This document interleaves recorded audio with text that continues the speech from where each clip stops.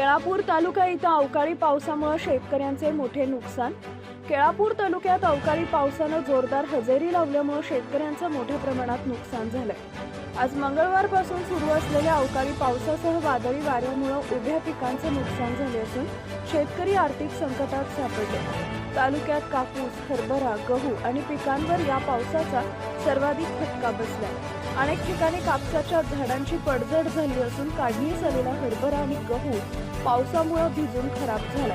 काही शेतांमध्ये पाणी साचल्याने पिके पूर्णतः आडवी झाले। स्थानिक शेतकऱ्यांनी प्रशासनाकडे तात्काळ पंचनामा करून नुकसान भरपाई देण्याची मागणी केली आहे। आधीच उत्पादन खर्च वाढलाय, त्यात या अवकाळी पावसामुळे हातात आलेले पीकही गेले अशी भावना एका शेतकऱ्यानं व्यक्त केली आहे। दरम्यान कृषी विभागाच्या अधिकाऱ्यांनी प्राथमिक पाहणी करून लवकरच नुकसानग्रस्त भागांचा अहवाल जिल्हा प्रशासनाकडे सादर करावा। शासनानं तातडीनं मदत जाहीर करून शेतकऱ्यांना दिलासा द्यावा अशी मागणी होत आहे। अवकाळी पावसामुळे तालुक्यातील शेतकऱ्यांमध्ये चिंतेचं वातावरण पसरले असून पुढील काही दिवस हवामान स्वच्छ राहावे अशी अपेक्षा व्यक्त केली जाते। यवतमाळ जिल्हा प्रतिनिधी निलेश सिढाम।